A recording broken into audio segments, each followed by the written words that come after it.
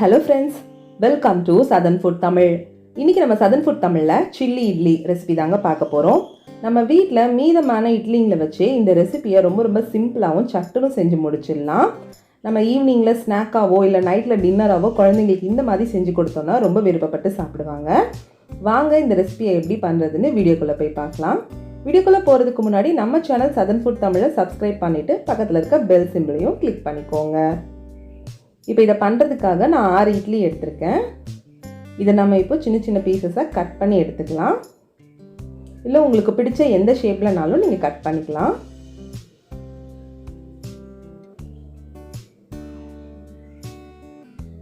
இப்போ பாருங்கள், இந்த மாதிரி ஷேப்பில் நான் கட் பண்ணி எடுத்திருக்கேன். இந்த மாதிரி மீதி இருக்க எல்லா இட்லிங்களையும் நம்ம கட் பண்ணிக்கலாம். இப்போ நம்ம எண்ணெயை சூடு பண்ணிவிட்டு மீடியம் ஃப்ளேமில் வச்சுட்டு ஒரு இட்லியாக போட்டு பொரிச்சு எடுத்துக்கலாம். இப்போ பாருங்கள், நான் எல்லா இட்லியுமே உள்ளே சேர்த்துட்டேன். இதை நம்ம ஒரு 5லேருந்து 7 நிமிஷம் மீடியம் ஃப்ளேமில் வச்சு நல்லா கோல்டன் ப்ரௌன் கலரில் வர வரைக்கும் பொரிச்சு எடுத்துக்க போகிறோம். இப்போ பாருங்கள், இட்லி எல்லாம் நல்லா கோல்டன் ப்ரௌன் கலரில் கிறிஸ்பியாக வந்துடுச்சு. பார்த்தாலே மேலே எப்படி லேயர் சூப்பராக தெரியுதுன்னு பாருங்கள். இப்போ நம்ம இதை எண்ணெயிலேருந்து எடுத்துடலாம். இப்போ சில்லி இட்லி செய்ய ஆரம்பிச்சிடலாம். ஃப்ரைங் பேனில் 2 டேபிள் ஸ்பூன் எண்ணெய் சேர்த்துக்கலாம். எண்ணெய் சூடானதும் 1 டீஸ்பூன் பூண்டு நறுக்குனது, 1 டீஸ்பூன் நறுக்குன இஞ்சி சேர்த்துட்டு 30 செகண்ட்ஸ்க்கு நல்லா வதக்கிக்கோங்க. இப்போ இதில் 2 மீடியம் சைஸ் வெங்காயத்தை பொடியாக நறுக்கி உள்ளே சேர்த்துருக்கேன்.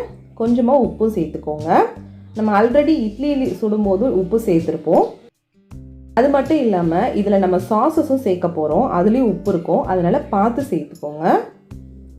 சேர்த்துட்டு வெங்காயம் ரொம்ப கோல்டன் ப்ரௌன் கலரில் வர தேவையில்லை. கண்ணாடி மாதிரி இந்த மாதிரி வதங்கினதும் இதில் ஒரு சின்ன பச்சை குடமிளகாயை நான் வெட்டி உள்ளே சேர்த்துருக்கேன். நான் கொஞ்சம் சின்ன சின்னதாக வெட்டியிருக்கேன். உங்களுக்கு வேணும்னா நீங்கள் கொஞ்சம் பெரிய சைஸ்லேயும் வெட்டிக்கலாம். இப்போ பாருங்கள், இதில் 2 table spoon tomato ketchup, 2 table spoon red chilli sauce, கூடவே 1/2 teaspoon soya sauce. Soya sauce ரொம்ப அதிகமாக சேர்க்க தேவையில்லை. இதெல்லாம் சேர்த்துட்டு நல்லா ஒரு தடவை மிக்ஸ் பண்ணி விட்டுருங்க. இப்போ நம்ம ஃப்ரை பண்ணி வச்சுருக்க இட்லியை உள்ளே சேர்த்துக்கலாம். சேர்த்துட்டு நல்லா மிக்ஸ் பண்ணி விட்டுருங்க. அந்த சாஸஸோட இந்த இட்லியெல்லாம் நல்லா மிக்ஸ் ஆகிற மாதிரி. இப்போ பாருங்கள், நல்லா மிக்ஸ் பண்ணியாச்சு. இதில் நான் ஒரு 1/4 டீஸ்பூன் போல் மிளகுத்தூள் சேர்த்துக்கிறேன் ஃப்ளேவருக்காக. கூடவே கொஞ்சமாக கொத்தமல்லி. அவ்வளோதான், மிக்ஸ் பண்ணி விட்டுட்டிங்கன்னா சில்லி இட்லி ரெடி.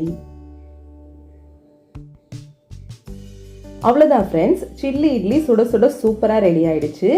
ஈவினிங் டைமில் ஸ்நாக்காக இந்த மாதிரி குழந்தைங்களுக்கு செஞ்சு கொடுத்தீங்கன்னா ரொம்பவே விரும்பி சாப்பிடுவாங்க. கண்டிப்பாக ட்ரை பண்ணி பார்த்துட்டு எப்படி இருந்ததுன்னு உங்களுடைய கருத்துக்களை கமெண்ட் பாக்ஸில் பதிவிடுங்க. இந்த வீடியோ உங்களுக்கு பிடிச்சிருந்ததுன்னா லைக் பண்ணுங்கள், உங்கள் ஃப்ரெண்ட்ஸுக்கெல்லாம் ஷேர் பண்ணுங்கள். திரும்ப வேறு ஒரு நல்ல ரெசிபியோடு உங்களை சந்திக்கிறேன். தேங்க்யூ.